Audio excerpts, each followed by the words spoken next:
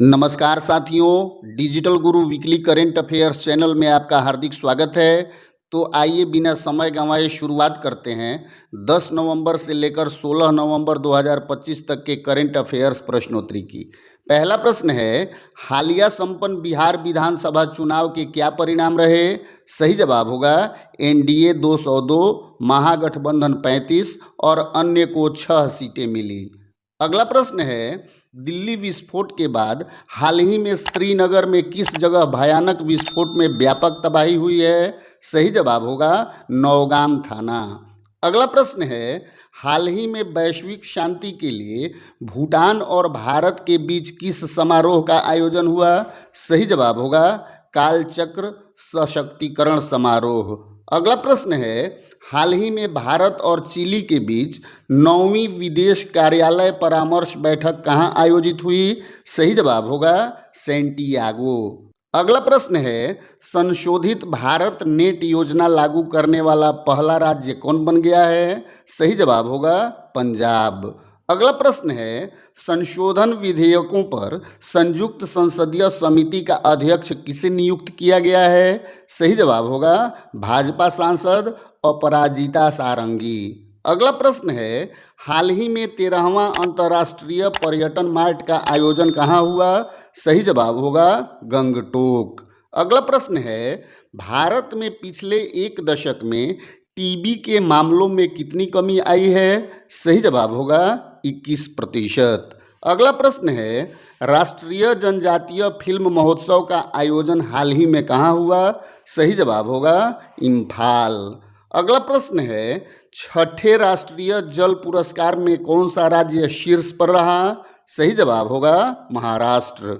अगला प्रश्न है, छठा भारत वियतनाम सैन्य अभ्यास विनबैक्स 11 नवंबर को कहाँ शुरू हुआ? सही जवाब होगा हनोई। अगला प्रश्न है, वर्ष 2025 में आरपीएफ ने किस अभियान के तहत 16,000 से अधिक बच्चों की जान बचाए हैं? सही जवाब होगा ऑपरेशन नन्हे फरिश्ते। अगला प्रश्न है, हाल ही में हंगेरियन ब्रिटिश लेखक डेविड सजाले के किस उपन्यास को बुकर पुरस्कार मिला है? सही जवाब होगा फ्लैश।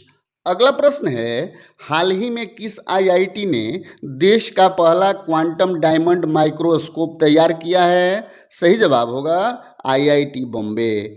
अगला प्रश्न है, दिल्ली ब्लास्ट के बाद किस यूनिवर्सिटी की सदस्यता रद्द कर दी गई है? सही जवाब होगा अल फलाह यूनिवर्सिटी। अगला प्रश्न है, हाल ही में किस राज्य सरकार ने देश की पहली जनजातीय केंद्रित जीनोम परियोजना शुरू की है? सही जवाब होगा गुजरात। अगला प्रश्न है, गगनयान मिशन के लिए चुने गए लॉन्च व्हीकल का क्या नाम है? सही जवाब होगा ह्यूमन रेटेड LVM-3।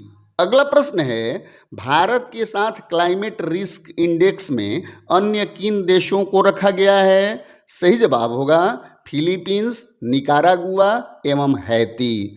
अगला प्रश्न है, राष्ट्रीय शिक्षा दिवस हर वर्ष कब मनाया जाता है? सही जवाब होगा 11 नवंबर।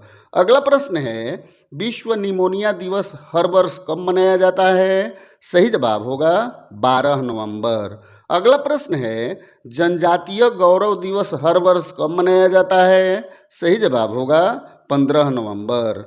अगला प्रश्न है, आईसीसी महिला वर्ल्ड कप विजेता टीम की विकेटकीपर बल्लेबाज ऋचा घोष के नाम पर कहाँ स्टेडियम बनाया जाएगा? सही जवाब होगा सिलीगुड़ी। अगला प्रश्न है, हाल ही में चेन्नई में आयोजित अंडर 19 नेशनल स्क्वैश चैंपियनशिप का खिताब किसने जीता? सही जवाब होगा अनिका दुबे। अगला प्रश्न है, masters international tent Pangin championship में व्यक्तिगत तलवारबाजी में स्वर्ण पदक किसने जीता? सही जवाब होगा पंजाब पुलिस इंस्पेक्टर लखविंदर सिंह। और आज का अंतिम प्रश्न है, ICC player of the month October 2025 का पुरस्कार किस देश के पुरुष और महिला खिलाड़ियों को मिला है? सही जवाब होगा साउथ अफ्रीका। साथियों, आज का यह वीडियो कैसा लगा हमें कमेंट करके ज़रूर बताएं। जानकारी लाभप्रद लगी हो तो लाइक करें और दोस्तों के साथ शेयर करें। चैनल पर नए हैं तो सब्सक्राइब जरूर कर लें। मिलते हैं अगले संडे वीकली करेंट अफेयर्स के नए अंक के साथ। तब तक के लिए जय हिंद।